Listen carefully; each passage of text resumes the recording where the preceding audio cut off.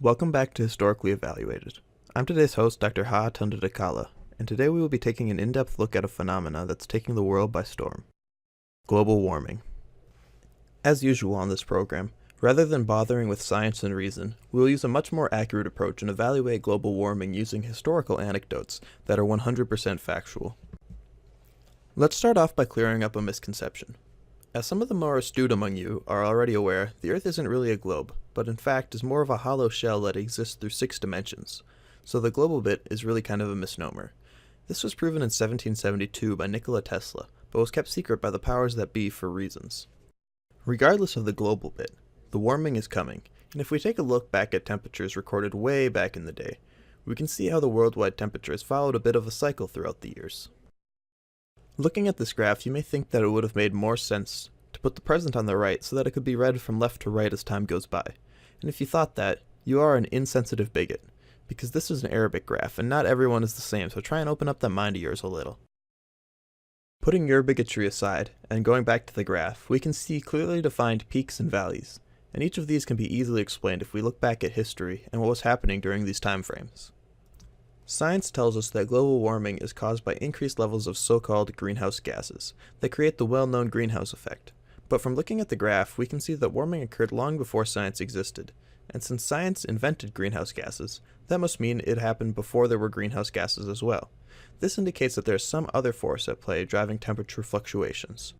The word greenhouse derives from the English words green and house. If we get creative and switch these words around, we get house green.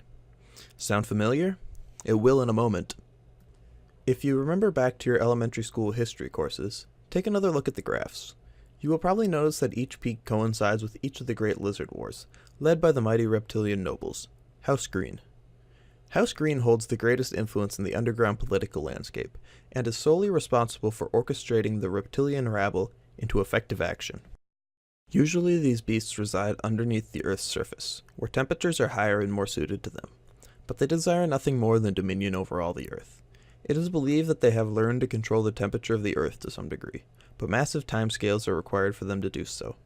In the past, humanity and other creatures could only hope for a large meteor impact or volcanic eruption to cause another ice age in order to force the lizards back to their holes. Over time, the warming of the climate became known as the House Green effect, which eventually changed to the greenhouse effect as the word persisted in the language long after the tragedies had faded. Today, the International Society of Historians believes that this current increase in temperatures is caused not by the lizards, but by humanity, as our leaders foolishly believe that our technology has advanced enough to defeat the lizards in head-to-head combat. By increasing the global temperature, they hope to force the rogue reptiles out of hiding, and finally end the menace once and for all. Hopefully this has shed some light onto an otherwise confusing and complex topic.